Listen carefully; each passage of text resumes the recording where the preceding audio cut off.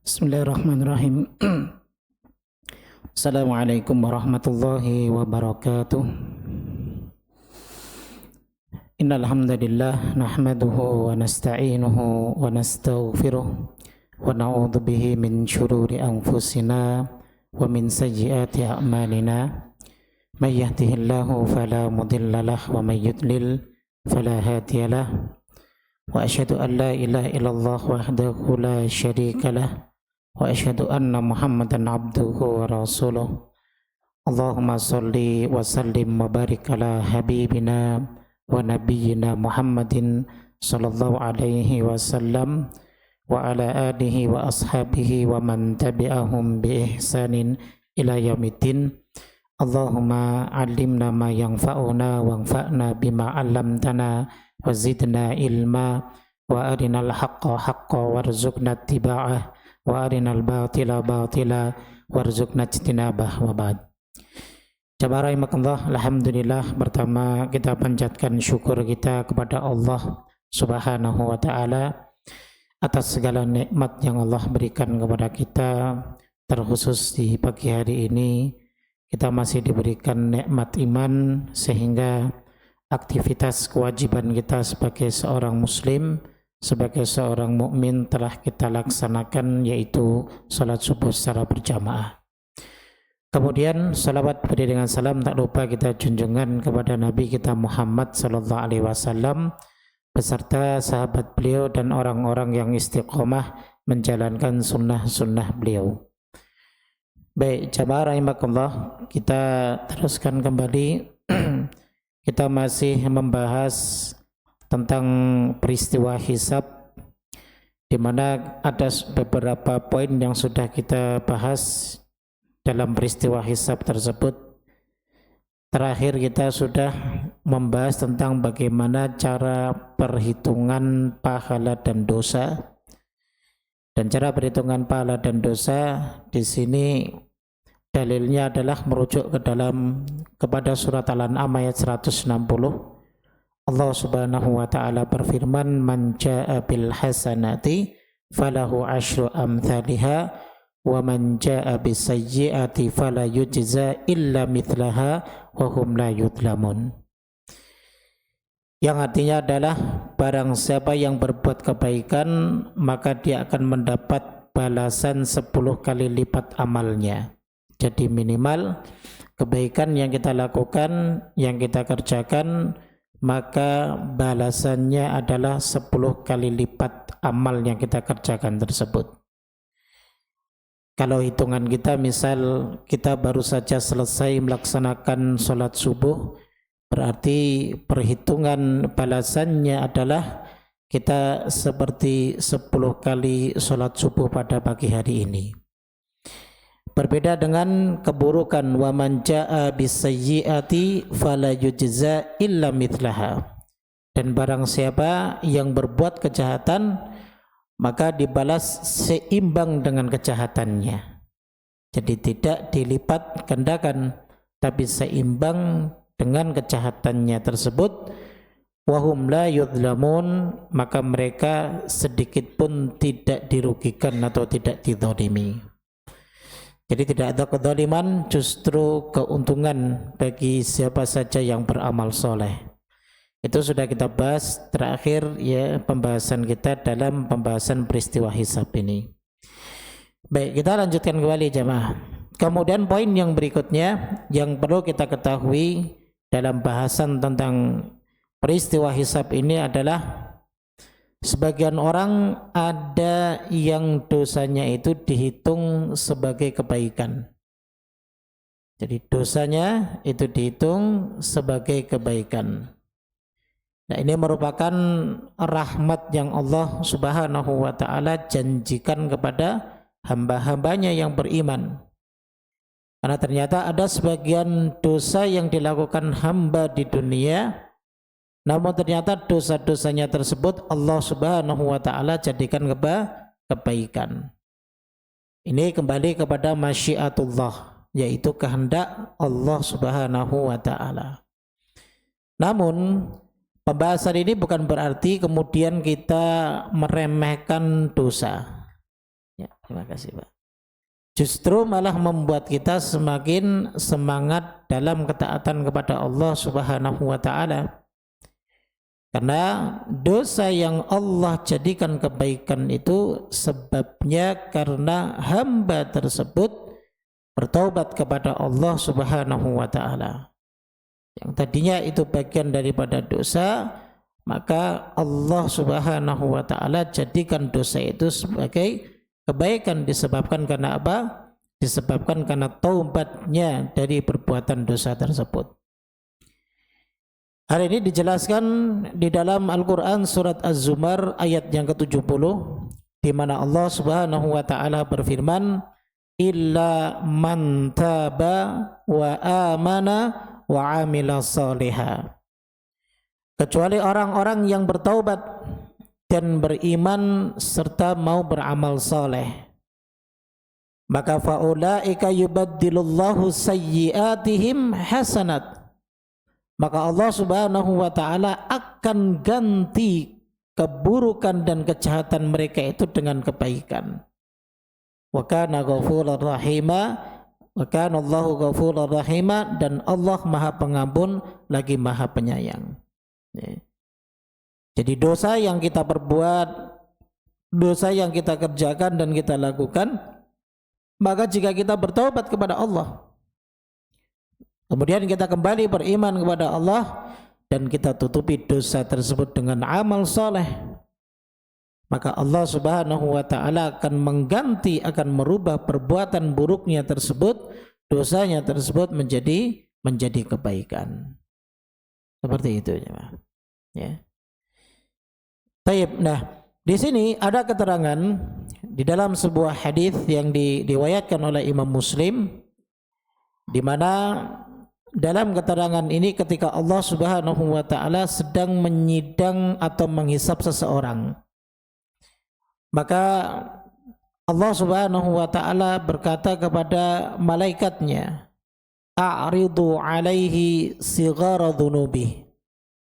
Tampakkan kepadanya dosa-dosanya yang kecil, lalu warfa'u anhu kibaraha, dan hapuskan dosa-dosanya yang besar.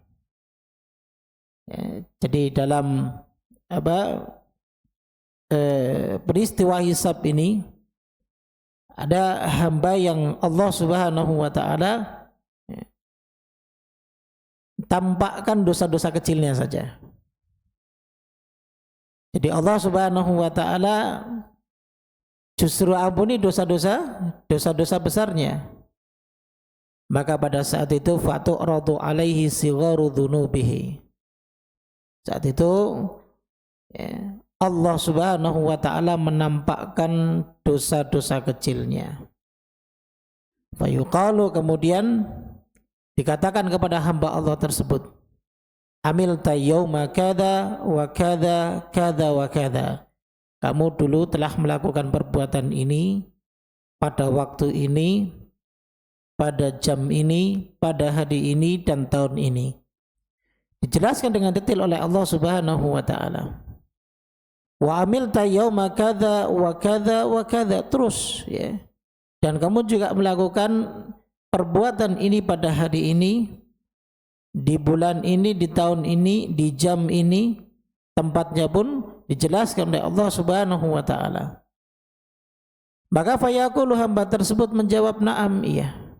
Dia nggak bisa mengelak, karena terkadang dosa yang kita bisa lupakan di dunia, nanti di akhirat tidak ada satupun dosa yang pernah kita kerjakan kita menjadi lupa ya. Jadi kita ingat semua, jemaah sekalian rahimakumullah. Makanya tidak ada satupun dari kita yang membantah ketika ditunjukkan catatan amal kita ya. Sebagaimana dalam hadis ini, orang ini menjawab, na'am, iya, benar, saya yang melakukan itu semuanya. La yastati'u an yunkira. Orang ini enggak bisa memungkiri atas perbuatan dosa itu. Wa huwa musyfiqun min kibari dzunubihi. Ya, antu arada alaihi. Ya. Kalau dosa kecilnya saja, ya, dosa kecilnya saja segitu detailnya Allah Subhanahu wa taala memperlihatkan kepadanya, Maka bagaimana dengan dosa besarnya? Nggak ada orang yang nggak sadar kalau dia sedang melakukan dosa besar, jemaah. Dosa besar yang dilakukan seseorang itu pasti dalam keadaan sadar. Ya. Contoh, ada orang minum khamr. Kemudian dia ditanya, kenapa kamu minum khamr? Saya nggak sadar, tiba-tiba saya minum khamr saja, kan begitu. Kalau dosa kecil mungkin dia kerjakan, dia tidak sadar. Ataupun dia lalai, ataupun dia lupa. Tapi kalau dosa besar, dia tahu bahwa itu perbuatan dosa. Karena dosa besar itu biasanya masyhur, sudah dikenal. Sebab Al-Quran menjelaskan dengan detil perbuatan dosa tersebut. Begitu juga dengan hadis-hadis Nabi SAW. Makanya kenapa dosa itu disebut dengan dosa besar? Karena jelas penyebutan dosanya sekaligus jelas penyebutan hukumannya. Ya. Makanya hamba tersebut ketika ditampakkan sedetail itu dosa-dosa kecilnya, dia berharap kepada Allah agar Allah Subhanahu wa taala berbelas kasihan dari dosa-dosa besarnya. Ya. Dia berharap itu. Ya. Namun fayuqalu lahu, dikatakan kepadanya, fa inna laka makana kulli sayyi'atin hasanah. Sungguh kamu mendapatkan tempat di mana kejelekan menjadi kebaikan.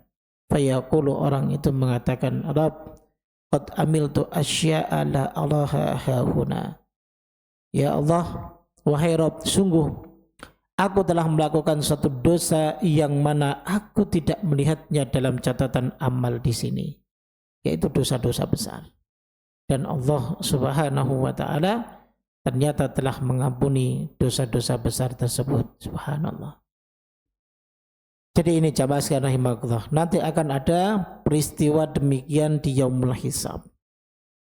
Oleh karenanya, jadi dosa yang kita kerjakan khususnya adalah dosa-dosa besar, maka taubati dengan segera agar dia bisa menjadi amal soleh ataupun kebaikan buat kita. Kalau dia tidak ditaubati, ya maka dia akan lebih memberatkan kita nanti pada hari kiamat, khususnya di yaumul hisab. Ya, seperti itu jamaah. Baik. Kemudian poin yang berikutnya, yang ketujuh, yang perlu kita ketahui tentang peristiwa hisab adalah tentang orang-orang kafir. Apakah mereka orang-orang kafir juga dihisab sebagaimana orang-orang mukmin? Nah, di sini para ulama berbeda pendapat. Apakah orang-orang kafir itu dihisab sama dengan orang-orang yang masih beriman ataupun tidak? Ya. Di sini kita akan bahas pertama tentang tidak ada kebaikan ataupun pahala sedikit pun di akhirat bagi orang-orang kafir. Ya.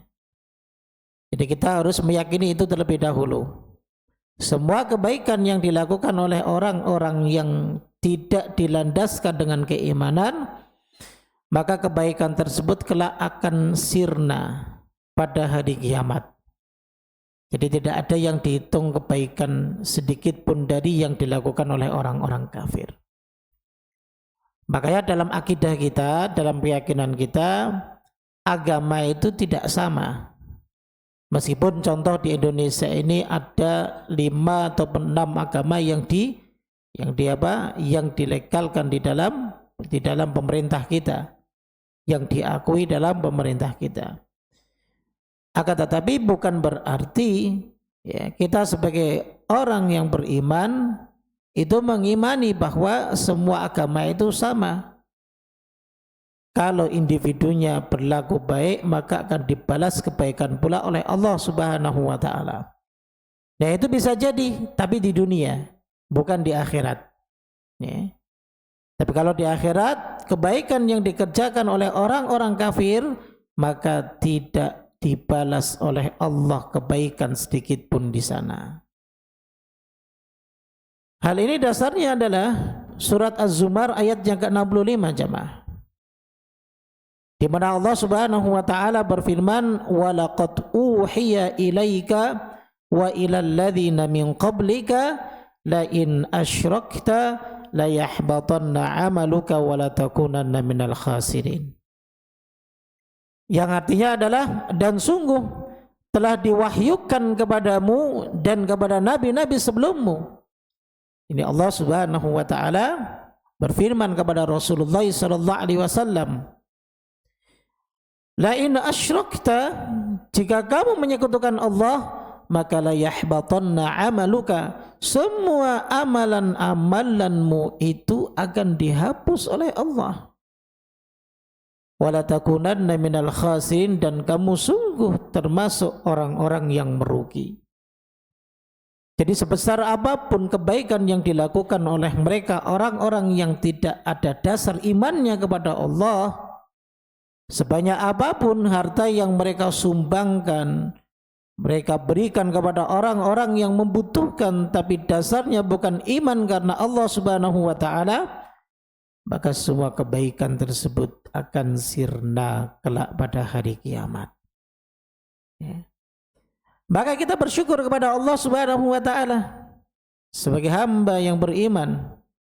Keyakinan kita dalam akidah kita, sekecil apapun yang kita berbuat, maka akan dibalas oleh Allah Subhanahu wa taala. Ya. Jadi berbeda dengan mereka orang-orang kafir. Ya. Jadi jelas bahwa orang-orang kafir itu kelak pada hari kiamat mereka tidak memiliki kebaikan sedikit pun. Lalu kemudian pertanyaannya begini, apakah mereka akan dihisab? Nah, disinilah timbul khilaf di kalangan para ulama. Ada dua pendapat. Pendapat yang pertama mengatakan bahwa orang kafir itu juga dihisab, tetap dihisab. Ya. Dan pendapat yang kedua, orang kafir tidak dihisab. Ya. Artinya adalah orang kafir ini langsung dimasukkan ke dalam neraka. Jadi lebih cepat perjalanannya, maksudnya begitu. Ya. Namun, ya, pendapat yang lebih kuat dari dua pendapat ini adalah pendapat yang mengatakan bahwa orang kafir pun dihisab. Ya. Sebab kenapa? Ya tentunya alasannya diantaranya adalah dalil. Ya. Dalil yang menunjukkan bahwa orang-orang kafir pun akan dihisab jemaah. Di antaranya adalah firman Allah Subhanahu wa taala dalam surat Al-Qasas ayat yang ke-62. Allah Subhanahu wa taala berfirman, "Wa yauma yunadihim fayaqulu aina syurakai alladzina kuntum taz'umun." Nanti kelak pada hari di mana ketika Allah Subhanahu wa taala menyeru kepada mereka orang-orang kafir, dan Allah berfirman, "Aina syurakai?" kata Allah. Ya. Di mana sekutu-sekutuku? Di mana tandingan-tandinganku dulu? Yang kalian sangka mereka itu sama kedudukannya denganku. Ya. Tampakkan mereka semuanya. Allah Subhanahu wa taala tanyakan itu kepada mereka orang-orang yang kafir, orang-orang yang menyekutukan Allah Subhanahu wa taala. Allah zat yang maha tahu. Tentunya pertanyaan Allah ini bukan berarti pertanyaan yang membutuhkan jawaban. Tapi pertanyaan Allah itu kalau dalam kaidah tafsiriyah disebut istifhamul inkari. Itu sebuah pertanyaan yang tujuannya untuk mengingkari. Yang enggak ada sebenarnya. Memang enggak ada. Ya. Jadi mereka salah ketika mereka menjadikan sekutu selain Allah Subhanahu wa taala. Ya. Jadi ini salah satu daripada bentuk penghinaan bagi orang-orang kafir kelak. Ya. Hisab mereka itu bukan hisab pertimbangan, bukan. Tapi memang tujuannya benar-benar Allah akan menghinakan mereka orang-orang kafir. Ya. Seperti itu.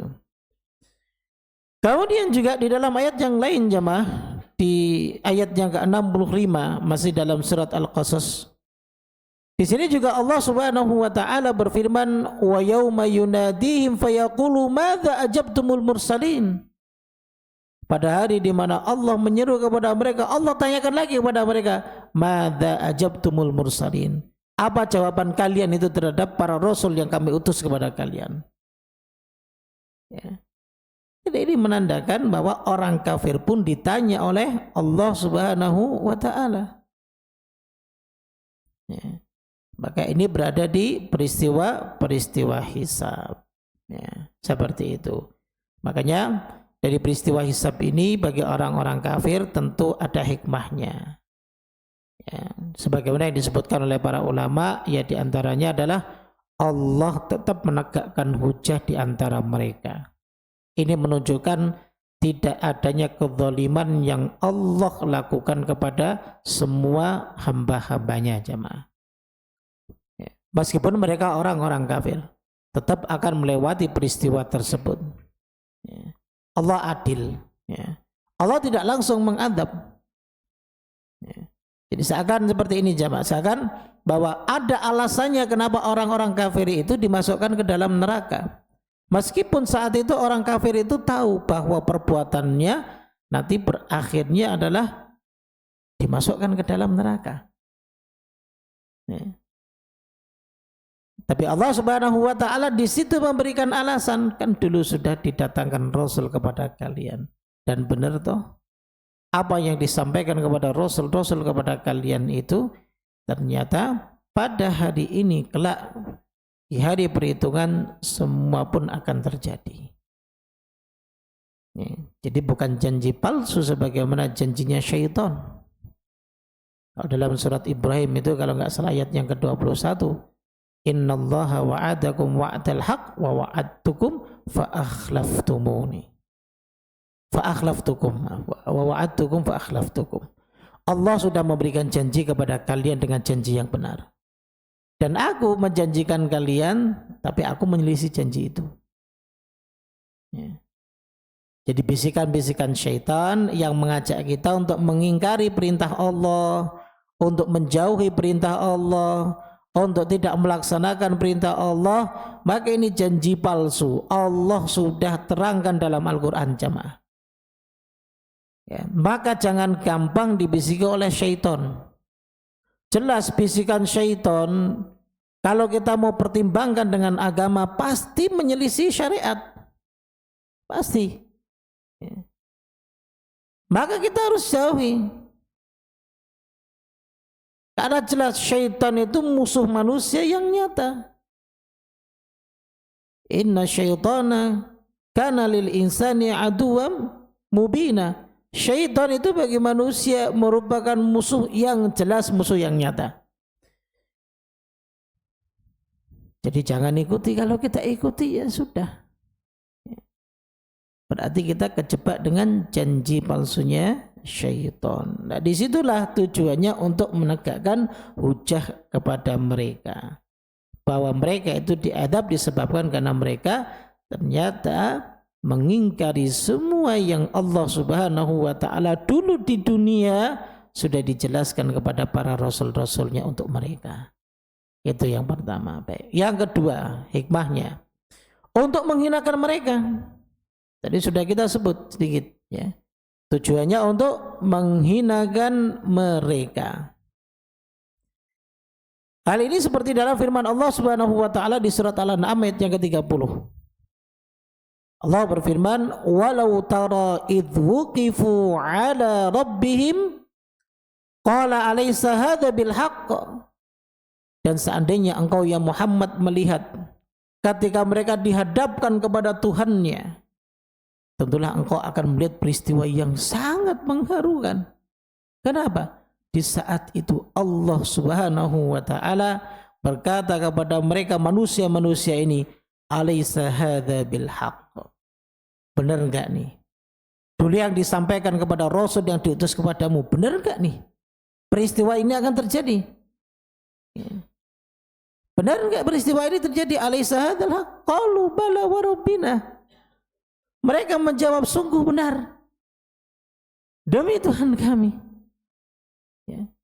Kemudian Allah Subhanahu wa taala mengatakan dzuqul adzaba bima kuntum takfurun. Sudah. Kalau begitu rasakan azab sebab kekufuran kalian. Ya. Jadi ini sudah Allah Subhanahu wa taala kabarkan kepada kita, jamaah sekalian rahimakumullah. Sekarang tinggal kita. Ya. Setelah belajar, setelah tahu firman Allah ini kan untuk didengar dan ditaati. Semua akan terjadi. Ya, maka sebelum itu terjadi dan kita masuk ke dalam jajaran orang-orang yang dihadapkan di hadapan Allah dengan pertanyaan-pertanyaan ini, maka segeralah kita kembali kepada Allah Subhanahu wa taala. Seperti itu.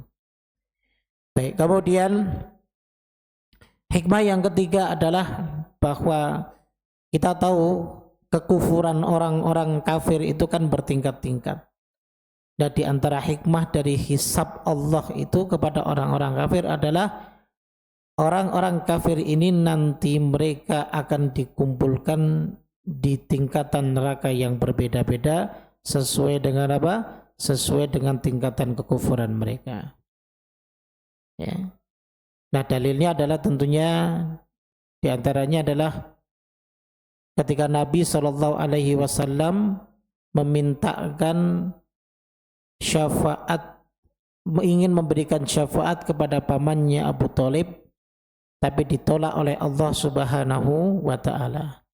Namun ketika Nabi SAW menjelaskan bahwa Abu Thalib itu berada di neraka paling atas, bukan di neraka paling bawah. Sebab karena apa? Sebab karena Abu Thalib itu kufur. Dia mengikuti milah ataupun agama nenek moyang dia. Ya, secara umumnya pada saat itu di Mekah mereka adalah golongan orang-orang yang musyrik. Namun di dunia ya, dia termasuk yang membela Rasulullah SAW dalam dakwahnya. Sehingga Allah Subhanahu wa taala letakkan Abu Thalib ini di neraka paling atas. Ini dalilnya seperti itu. Orang-orang kafir itu bertingkat-tingkat. Begitu juga keterangan dari Allah Subhanahu wa taala di dalam Al-Qur'an ya, di surat An-Nisa ayat 145. Allah jelaskan kedudukan ataupun tempatnya orang-orang munafik. Ini orang-orang munafik khalis, orang munafik di zamannya Nabi SAW, yang mereka hakikatnya kufur, jemaah. Tapi mereka sembunyikan kekufuran mereka. Maka apa ancaman dari Allah Subhanahu wa taala? Allah akan tempatkan mereka di neraka yang paling bawah. Innal munafiqina fid darkil asfali minan nar. Walan tajida lahum nasira. Sungguh orang-orang kafir, orang-orang munafik itu tempatnya pada tingkatan yang paling bawah dari neraka. Ya. Dan kamu tidak akan mendapatkan seorang penolong pun bagi mereka. Nah, ya. Jadi orang kafir bertingkat-tingkat kekufurannya. Sehingga dengan adanya hisab, maka hisab ini yang menentukan di mana tempat mereka di neraka. Apakah paling atas ataupun di tengah, ataupun mereka diletakkan paling bawah. Sebagaimana mereka orang-orang munafik. Seperti itulah yang akan dilakukan oleh Allah Subhanahu wa taala pada peristiwa yaumul hisabnya. Makanya sering-seringlah kita merenungi. Di hari itu aja merupakan hari yang begitu sulit bagi kita. Apalagi kemudian akan berpindah dari peristiwa itu ke peristiwa yang lainnya. Tentunya kalau kita hanya mengandalkan hitungan kalkulator kita, amal soleh yang kita kerjakan, maka itu enggak cukup untuk bekal kita di akhirat. Sangat enggak cukup. Ya. Sangat jauh sekali. Ya, seperti orang pengen naik haji cuman punya duit 10.000. Mustahil bisa sampai ke sana, ke Mekah. Ya. Kecuali bagi yang Allah kehendaki dapat jackpot, dapat hadiah, ya kan. Tiba-tiba ada orang ngajak, ayo mas kita haji begitu. Kalau enggak, ya, mustahil. Ya. Tidak akan mungkin bisa sampai ke sana. Ya. Jadi seperti itu. Baik, kemudian poin yang berikutnya tentang peristiwa hisab jemaah. Poin yang berikutnya adalah tentang pertanyaan-pertanyaan di peristiwa hisab ya, kepada seorang hamba. Apa saja yang ditanyakan. Ya. Ada beberapa pertanyaan yang ditanyakan. Di antaranya adalah ditanya tentang amal perbuatannya. Nanti kita akan ditanya itu. Hal ini berdasarkan firman Allah Subhanahu wa taala dalam surat Al-Hijr ayat yang ke-92 hingga 93. Di mana Allah Subhanahu wa taala berfirman, "Fa wa rabbika lanas'alannahum ajma'in amma kanu ya'malun." Maka demi Rabbmu, kami pasti akan menanyakan mereka semua tentang apa yang telah mereka kerjakan dahulu. Ya. Jadi itu. Ya, jadi semua akan ditanya perbuatan-perbuatan kita ketika kita mengerjakannya di dunia. Nah di sini, ya, pertanyaan-pertanyaan tersebut dirincikan di dalam beberapa ayat-ayat yang lain. Di antaranya pertama ditanya tentang kesyirikan. Tadi sudah kita sedikit singgung tentang pertanyaan Allah ini dalam surat Al-Qasas ayat yang ke-62. Ya. Begitu juga disebutkan di dalam ayat yang lain di surat Asy-Syu'ara ayat yang ke-92 sampai 93. Di mana Allah Subhanahu wa taala berfirman, "Wa qila lahum aina ma kuntum ta'budun." Dan dikatakan kepada mereka nih, orang-orang musyrik, orang-orang yang kafir, ya, aina ma kuntum ta'budun, di mana mereka yang kalian sembah itu? Di mana sesembahan-sesembahan kalian itu sekarang? Ya. Hal yang surunakum aw yantasirun. Apakah mereka dapat menolong kalian atau menolong diri mereka sendiri? Bisa enggak mereka menolong kalian? Atau paling tidak mereka tolong diri mereka sendirilah di sini? Tentunya jawabannya tidak akan mungkin bisa. Ya.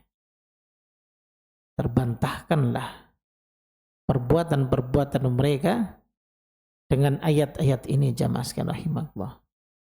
Maka ayat ini harus menjadikan iman kita itu bertambah.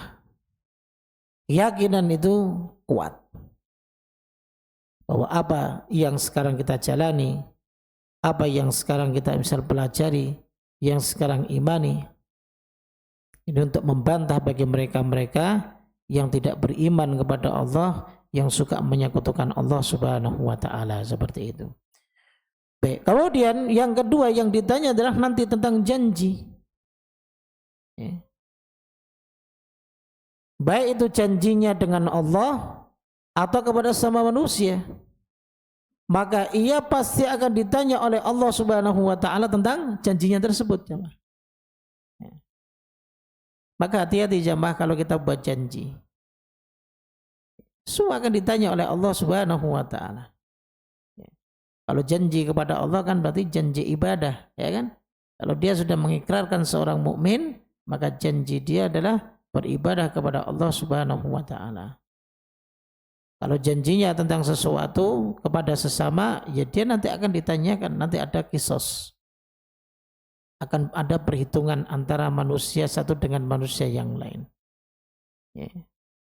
Yang dia janjikan, maka akan ditagih janji tersebut. Maka janji itu tidak hanya di dunia. Janji itu nanti juga akan dibawa di akhirat kelak. Ada yang menjanjikan saya haji Ustaz itu. Ya.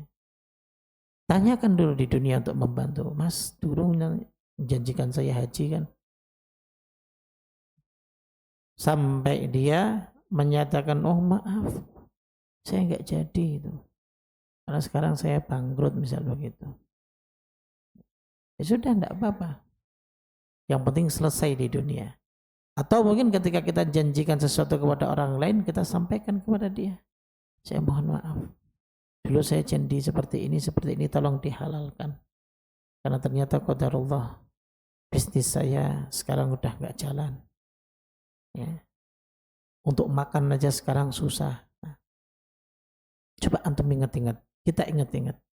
Kita pernah janji kepada orang lain apa? Karena kelak janji itu akan dituntut juga jemaah. Dan itu masuk kepada kezaliman. Ya. Masuk kepada kezaliman. Hati-hati. Ya. Baik, kemudian yang ketiga, yang akan ditanyakan tentang penglihatan, pendengaran, dan amal hati kita. Ya. Ini semua akan ditanya dan akan diminta tanggung jawabnya. Apa yang kita gunakan? Mata kita untuk kita gunakan untuk apa? Ya. Pendengaran kita gunakan untuk apa? Hati kita untuk merenung untuk apa? Semua akan ditanya oleh Allah Subhanahu wa ta'ala. Makanya dalam surat Al-Isra di ayat yang ke-36 itu Allah Subhanahu wa ta'ala sudah mengingatkan kepada kita, inna sam'a wal basara wal fuad kanu ulaika anhum mas'ula.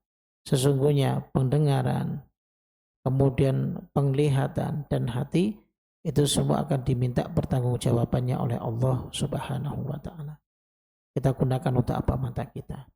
Kita gunakan untuk apa pendengaran kita? Kita gunakan untuk apa hati kita? Semakin banyak kita gunakan untuk kebaikan, ya semakin berat pula timbangan amal saleh kita. Tapi kalau semakin banyak kita gunakan untuk kemaksiatan, ya tentunya ini yang akan memberatkan timbangan amal keburukan kita. Waliyadzubillah. Jadi itu ya ma. Baik, kemudian yang berikutnya yang akan ditanya adalah tentang nikmat. Tentang nikmat. Tadi pertama tentang amal perbuatan. Yang sekarang adalah tentang nikmat. Jadi persiapkan jawaban-jawaban ini. Tapi jawaban ini bukan jawaban sebagaimana soal ataupun pertanyaan di lembar pertanyaan ketika kita diuji dan dites di dunia. Jadi semua jawaban-jawaban ini adalah ya kembali kepada amal perbuatan kita. Kalau nanti yang akan ditanya itu adalah tentang nikmat, ya maka semenjak sekarang setelah kita mengetahui bahwa nikmat itu kelak akan ditanyakan oleh Allah, ya maka gunakan nikmat yang Allah berikan kepada kita untuk wasilah ibadah kepadanya. Ada orang diberi nikmat banyak harta, jadikan itu wasilah ibadah. Ada orang diberi kenikmatan jabatan, jadikan itu wasilah sebagai ibadah. Ada orang yang diberi nikmat kendaraan yang bagus, jadikan itu wasilah untuk ibadah. Semua kita jadikan wasilah untuk beribadah kepada Allah Subhanahu wa ta'ala. Karena itu yang bisa selamat dari pertanyaan Allah. Makanya Allah ingatkan kita dalam surat At-Takatsur kan, di ayat yang ke-8, "Tsumma latus'alunna yauma idzin 'anin na'im." Kemudian manusia akan ditanya pada hari itu tentang apa? Tentang nikmat yang Allah berikan kepadanya. Jadi jangan senang jemaah kalau kita diberi angka nominal banyak, ya, harta yang kita miliki, jangan senang. Karena justru ini beban. Sebab kita harus benar-benar hati-hati untuk menggunakannya. Ya. Yang sedikit saja beban, apalagi yang besar. Makanya kita diingatkan oleh Nabi kita sallallahu alaihi wasallam, la tazulu qadama 'abdin yaumal qiyamah hatta yus'al an arba. Tidak akan bergeser kedua telapak kaki hamba pada hari kiamat hingga dia ditanya 4 hal. Di antaranya apa? Ditanya tentang an malihi, min aina iktasabahu wa aina anfaqahu. Tentang hartanya. Kalau nikmat harta, ya, dari mana dia dapatkan? Dihisab juga oleh Allah. Dan kemana dia belanjakan? Ya, kemana dia belanjakan? Tentang nikmat waktu, untuk apa dia habiskan? Apakah hanya untuk nongkrong di warung kopi? ataupun kita mau duduk bermajlis ilmu, itu kan semua pilihan kita di dunia kan. Sesuai dengan selera kita masing-masing. Bagi yang terlalu banyak, terlalu sering di warung kopi, ya siap-siap saja. Hisab tentang nikmat waktu tersebut akan digelar oleh Allah Subhanahu wa Ta'ala di hadapan dia. Ya. Sama begitu juga. Kalau dia habiskan waktunya untuk duduk di majelis ilmu, pagi majelis ilmu. Nanti setelah ini 7:30 kajian majelis ilmu ada di Masjid Al-Mubarak Ustaz Abdul Hakim sampai jam 11. Terus dia duduk. Intinya daripada duduk di warung kopi, ya, dia lebih baik menimba ilmu. Ya, kalau tidak ada kegiatan yang lain. Ya. Kalau ada kegiatan lain yang dia bisa dengan anak, istrinya, atau membantu orang lain dan lain sebagainya. Jadi semua waktu kita ini bermanfaat. Jadi begitu ya. Jadi menghasilkan pahala dari Allah Subhanahu wa Ta'ala. Kemudian nikmat masa muda.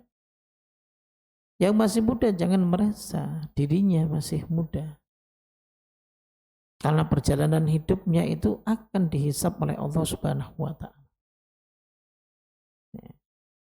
Dan tadi sudah kita sebut diantaranya adalah nikmat harta.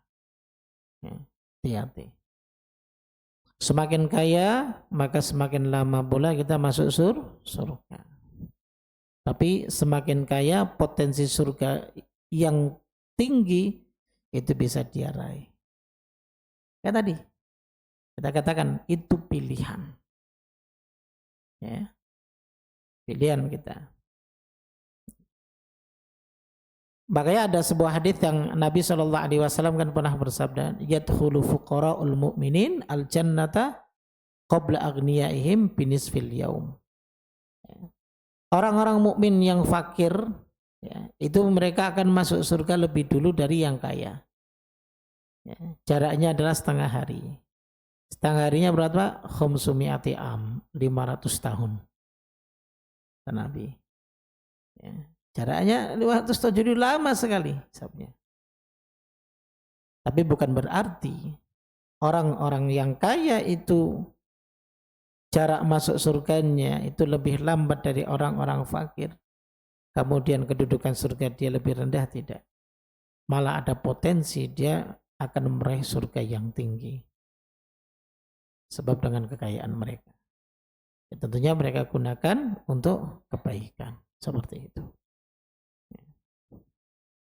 Saya pernah bertemu dengan orang gitu, Pak. Saya udah cerita di sini belum? Ada orang yang menjanjikan, tenang Ustaz, nanti kalau istri saya sudah jual tanahnya itu harganya kurang lebih 1,2 triliun. Banyak amat. Jadi saya dan istri itu dapat bagian 400 miliar. Itu udah gila tuh kita itu. Artinya udah gila, udah mikir mau buat beli apa nih itu. Saya udah punya rencana aja, krukut mau saya beli semua Pak. Oh gitu ya. Terus istrinya bapak itu bilang, saya mau menghajikan 1.000 orang. Saya bilang gitu. Mau menghajikan 1.000 orang. Sampai sekarang masih di pengadilan negeri, masih di apa? Itu ada yang mau beli ya. Salah satu orang besar lah nih. Tanahnya itu ada di Palembang, ada di daerah Palembang. Jadi seperti itu. Ya alam itu kasusnya bisa selesai sampai orangnya ini meninggal atau enggak. Mudah-mudahan enggak. Jadi biar saya dapat gitu loh Pak. Udah pusing kan 400 miliar. Saya cerita sama murid-murid saya pada ngayal semuanya Pak. Jadi kita dapat dong Ustadz itu. Loh kok bisa antum dapat dari mana? Ya. Jadi uang sebanyak itu. Ya. Katanya sebanyak itu 400 miliar. Ya. Kita lihat wujudnya 1 miliar aja belum pernah. Kalau hanya lewat pernah Pak. Ya. Karena kita di travel ya, kadang megang 1 miliar. Cuman lewat aja, kita bayarkan untuk sana sini ya udah selesai. nggak dapat lagi itu. Nah, jadi sebanyak itu nanti juga akan ditanya oleh Allah Subhanahu wa Ta'ala. Mau kau gunakan untuk apa? Tiba-tiba dapat, dipegang dia mati, kan hisapnya banyak Pak, 400. Kemudian ketika dapat langsung disalurkan, semua salurkan. Jadi seperti itu. Tapi jangan ada yang japri saya, Pak ya. Saat saya masukkan ke daftarnya. Begitu juga bawa alam dia cerita, benar apa enggak? Tapi menjanjikannya seperti itu. Kalau selesai urusannya, Allah alam buang sebesar itu ya urusannya pasti sangat panjang. Begitu. Baik, kemudian ya yang terakhir ya pembahasan yang terakhir singkat saja tentang model hisab. Jadi hisab itu modelnya ada dua. Pertama adalah al-ardu. Al-ardu itu adalah pemaparan saja. Ya. Makanya jenis hisab ini diperuntukkan untuk orang-orang yang beriman. Ya. Makanya Allah sebut hisaban yasiro. Jadi Allah tampakkan aja kepada orang-orang mukmin, sudah. Kemudian dihisab mudah. Kemudian hisab yang kedua adalah hisab munakosyah. Nah, hisab munakosyah ini sidang. Benar-benar dihisab dengan detail, tidak ada yang tersisa. Semua ditanyakan. Ya. Jadi yang disebut hisab munakosyah. Hal ini sebagaimana disebutkan oleh Al-Imam Ibnu Hajar Al-Asqalani rahimahullahu ta'ala. Wal muradu bil munaqasyah, yang dimaksud dengan hisab munaqasyah itu adalah al-istiqsa'u fil muhasabati wal mutalabah bil jalil wal haqiri wat tarkil musamahah. Jadi benar-benar dihisab dengan detail, ya, tanpa ada pemaafan sama sekali. Ya fulan, kamu begini, kamu begini, kamu begini, kamu begini, kamu begini. Maka yang dihisab dengan munaqasyah ini, kata Nabi sallallahu alaihi wasallam, udziba, pasti ujungnya dia akan diadab terlebih dahulu. Kalau dia termasuk golongan orang-orang yang beriman, dia diadab dahulu, nanti akhirnya dia dimasukkan surga. Ya. Jadi semakin banyak ya, yang didetailkan oleh Allah tentang perbuatannya, ya maka semakin lama pula keadaan dia nanti di akhirat. Jadi itulah akhir pembahasan dari peristiwa hisab jamaah sekalian rahimakumullah. Makanya selalu memohon kepada Allah Subhanahu wa ta'ala, sebagaimana doa ini juga sering dipanjatkan oleh sahabat Umar bin Khattab radhiyallahu ta'ala anhu, Allahumma hasibni hisaban yasira, ya Allah, hisablah aku dengan hisab yang mudah. Arti hisab yang mudah tadi cuma ditampakkan amal perbuatannya, lalu kemudian Allah Subhanahu wa ta'ala ampuni dosa-dosanya, seperti itu. Baik, itu saja, mudah-mudahan bermanfaat. Wallahu ta'ala alam bisawab. Ada yang ditanyakan ya, Mas? Silakan. Ya, Pak.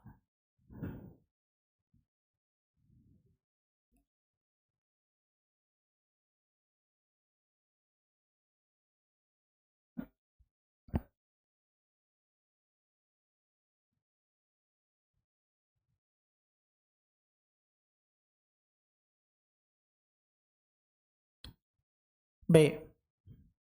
Ada indikasi untuk berdusta, bukan indikasi, keinginan untuk mengelak iya. Keinginan untuk mengelak iya. Tapi indikasi untuk berdosa enggak ada. Karena ketika setelah dia, ya, kan pembahasan kita yang sebelumnya kan, dan itu juga dijelaskan di dalam surat Al-Fajr kan. Ketika Allah Subhanahu wa ta'ala datang kan setelah syafaatul udma dari Nabi SAW, wajah rabbuka wal malaku soffan, soffa, Allah datang dengan malaikat semua. Kemudian masing-masing dari kita disodorkan semua catatan amal kita. Waji'a yawma idzin bi jahannam. Tidak hanya itu, Allah saat itu menampakkan neraka jahanam kepada mereka semuanya. Yauma idzi yatadzakkarul insan. Semua manusia teringat akan semua dosanya. Ya kan? Jadi sudah nggak bisa lagi orang yang kadang mengelak itu, Pak. Orang yang kadang mengelak terhadap kesalahannya. Ya. Satu, ima dia tahu dan dia melihat ada siksa yang sudah ditampakkan, ada hukuman yang sudah dijelaskan kepadanya. Ya. Ataupun dia ngelak disebabkan karena dia lupa. Enggak kok, saya enggak ini kok, seperti itu. Ya. Jadi mau mengelak tapi dia ingat. Ya. Lalu kemudian berusaha ingin mengelak saja, ternyata sudah disodorkan semua saksi-saksinya. Ya. Jadi Allah itu ketika menyidang yang sudah kita bahas kemarin kan, Allah sampaikan ini dulu, Allah sampaikan ini, Allah sampaikan ini, Allah sampaikan ini, dan bukti-buktinya ini, dan lalu kemudian saksinya ini semua sudah disebutkan. Kemudian Allah berkata kepada hambanya tersebut, apakah aku mendolimimu? Kira-kira dia mau mengelak dari sisi mana, Pak? Semua buktinya, semua ngomongkan saat itu al-yauma nakhtimu ala afwahim, dikunci. Tiba-tiba ngomong semua. Ya. Memulai, ya Allah bukan saya itu teman saya. Enggak. Semua manusia akan tertunduk. Baik itu orang mukmin yang disodorkan catatan amal keburukannya, dia nunduk. Makanya semua kan nunduk. Lalu kemudian Allah tanya, benar enggak kamu ngelakuin ini? Dijawab, na'am. Ya ya Allah. Ya. Dia sudah ketakutan saja. Allah belum jabarkan dosa besarnya, tapi Allah sebutkan, tapi aku telah hapus dosa-dosa besarmu. Ya. Jadi dalam keterangan dalil yang ada, tidak ada satupun yang bisa mengelak dari persidangan Allah tersebut. Ya. Itu belum ditimbang, Pak. Baru disodorkan dan diklarifikasi lah, istilahnya bahasa kita, kebenaran semua, dan tidak ada satupun yang mengelak. Jadi seperti itu, ya. Berbeda dengan kita di dunia, masih kalau ada celah untuk bisa mengelak, ada celah untuk bisa berbohong, kita akan berbohong. Tapi kalau di akhirat sudah tidak ada sama sekali, Pak. Begitu, wallahu a'lam bishawab.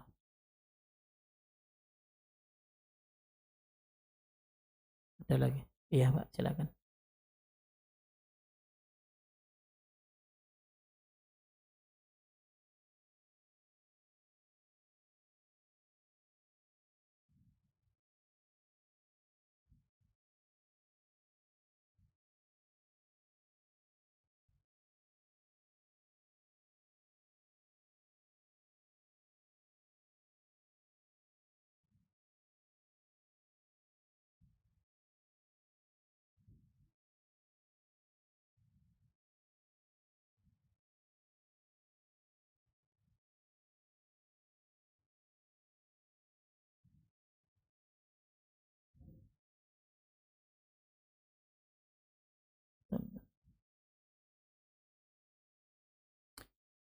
Baik. Sebenarnya imma itu janji atau apapun ya, apapun yang kita kerjakan ya, sebenarnya selama kita sudah usahakan, selama kita usahakan dari janji yang sudah kita sebutkan, kok ternyata itu gagal misalnya, ya maka kalau hubungannya dengan publik ya, seharusnya dia sampaikan permintaan maaf kepada publik. Meskipun nanti di akhirat dia bisa berhujah bahwa saya sudah berusaha ya Allah, namun ternyata waktunya nggak cukup karena kepemimpinan saya cuma 5 tahun.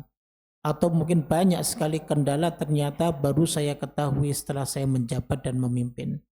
Sehingga ternyata banyak sekali kendalanya ya, untuk bisa menggolkan setiap janji-janji yang sudah saya sampaikan di depan. Jadi itu kalau memang sudah janji, ya ternyata tidak mampu dia saat dia memimpin, sampaikan klarifikasi kepada rakyat. Akan rakyat juga tahu, karena orang yang dijanjikan tentunya juga mereka akan menunggu janji tersebut. Dan ini yang masuk ke dalam kategori kezaliman begitu. Nah makanya sebelum dia berjanji harusnya berpikir terlebih dahulu, pelajari terlebih dahulu. Makanya kalau dalam hal politik ya sedikit, meskipun saya nggak paham banget terhadap politik, tapi paling tidak begini, bahasa kata gini, jangan terlalu banyak masuk ke dalam dunia-dunia seperti itu kalau kita tidak paham. Kadang-kadang ada orang yang kalau komentar itu lebih pintar dari kayak yang orang laksanakan. Kenapa dia nggak bisa ngelakuin ini nih? Kan nggak tahu, bisa jadi ketika dia berada di posisi itu, maka dia pun akan sulit untuk memutuskan sesuatu. Ya. Makanya ketika kadang kita dengar dia nggak ini janjinya, dia nggak ini janjinya, ya kita doakan saja. Ya kan, mudah-mudahan Allah memudahkan kepemimpinannya. Dalam Islam itu, dalam syariat kita dimudahkan begitu, Pak. Bahkan Imam Ahmad rahimahullah ta'ala pernah mengatakan, andaikan ada doa yang benar-benar doa itu diijabai oleh Allah, ya aku akan mendoakan pemimpinku. Ya. Agar supaya kebijakan-kebijakannya itu, ya, ini tambahan dari saya bukan Imam Ahmad, agar supaya kebijakan-kebijakannya itu benar-benar bisa memberikan manfaat yang besar bagi umat. Nah, jadi begitu, Pak. Nah, makanya tadi sekali lagi, selama dia berusaha untuk menepati janjinya tersebut, tetap dia berusaha, ya maka di situ bisa menjadi hujah bagi dia nanti di hadapan Allah Subhanahu wa taala. Ya Allah, saya sudah berusaha tapi ternyata saya tidak mampu. Nah, bagi yang belum, ya maka jangan berjanji itu. Kalau seandainya hitung-hitungannya, kan kadang ada orang yang mencalonkan menjadi pemimpin, tapi dia sudah yang penting tulis aja gitu loh. Nanti eksekusinya gampang, padahal ternyata ketika masuk jadi pemimpin sulit juga. Maka jangan terlalu berlebihan seperti itu. Ya. Namun kadang begitu, rakyat itu paling seneng kalau dikasih janji manis gitu. Masalahnya kalau nggak begitu nggak dicoblos, jadi dilema aja dua-duanya, sama-sama dilema. Ya, tapi paling tidak jangan katakan janji insya Allah, ya. Kalau Allah mudahkan kita akan begini, ya mungkin ya potensi untuk dipilihnya ya sangat kecil sekali kan kalau begitu kan. Wah, nggak jelas janjinya kan begitu. Giliran ketika dia janji nggak bisa nepatin, ditagih, serba salah. Makanya dalam Islam itu nggak ada pemimpin itu minta, pemimpin itu ditunjuk. Kalau sudah ditunjuk ya berarti yang nunjuk sudah siap konsekuensinya, seperti itu. Ya. Makanya Nabi SAW kan mendoakan yang meminta Allah tidak akan tolong dia, tapi yang ditunjuk, yang diminta Allah akan tolong dia. Kan kisahnya Umar bin Abdul Aziz begitu. Ketika ditunjuk jadi pemimpin, ya beliau langsung kumpulkan rakyatnya naik mimbar. Kalau ada yang tidak setuju saya jadi pemimpin saat ini, saya langsung turun. Begitu. Silakan cari pemimpin yang lain. Kalau setuju, ya maka andai kan ada kesalahan yang aku lakukan, langsung tegur aku. Pemimpin yang subhanallah. Setelah itu beliau turun, kemudian rakyatnya mengatakan enggak, kami setuju Anda jadi pemimpin. Makanya dalam kurun waktu 2 tahun beliau memimpin, subhanallah. Keadilannya bisa terasa ke semua wilayah kaum muslimin dan bahkan non muslim. Semua merasakan begitu luar biasa. Jadi seperti itu ya. Makanya menjadi pemimpin ya kalau di negeri kita ini kan beda. Artinya menjadi pemimpin itu banyak-banyak dekat dengan Allah. Itu saja. Pemimpin apapun sebenarnya, entah itu kalau kita presiden atau pemimpin wilayah atau RT, bahkan RT RW, kita akan ditunjuk jadi pemimpin, berarti kita akan diminta pertanggungjawabannya di hadapan Allah. Akan diminta aja, Pak. Maka dekat-dekatlah dengan Allah Subhanahu wa taala. Itu paling penting. Jadi itu Pak ya. Paling tidak sudah usaha buat hujah seperti itu. Nah, baik, mungkin itu saja ya. Lagi boleh. Silakan, Pak.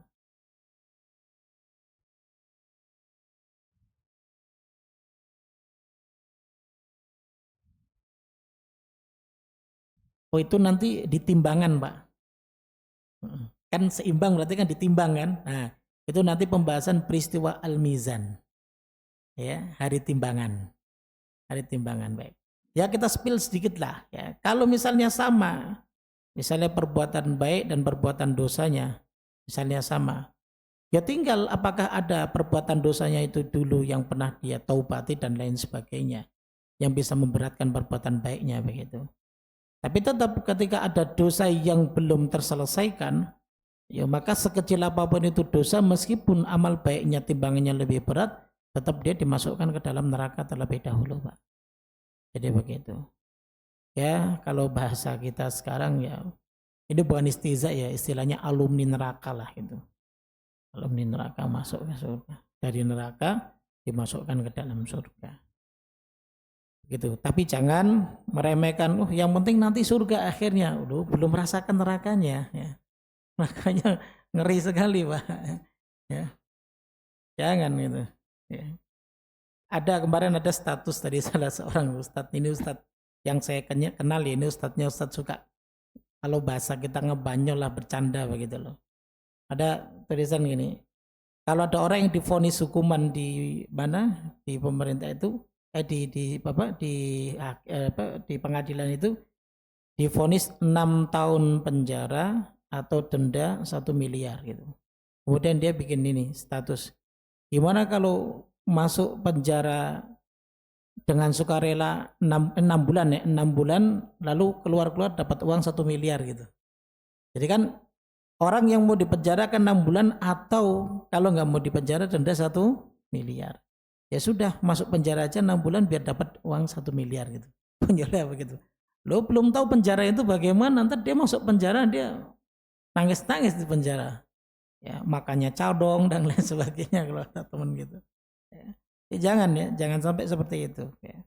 Karena ada orang-orang yang nyeletuk begitu, nggak apa-apa di neraka dulu, yang penting nanti surga loh. Ya, dia belum tahu neraka itu bagaimana. Kalau dalam gambarannya saja begitu mengerikan, ya apalagi aslinya itu kan lebih mengerikan tentunya. Nasallallahu alaihi ya. Maka Allah Subhanahu wa taala melindungi kita dari siksa neraka Allah Subhanahu wa taala. Mungkin itu saja. Subhanallah wa bihamdik, asyhadu an la ilaha illa anta, astaghfiruka wa atubu ilaik. Assalamualaikum warahmatullahi wabarakatuh.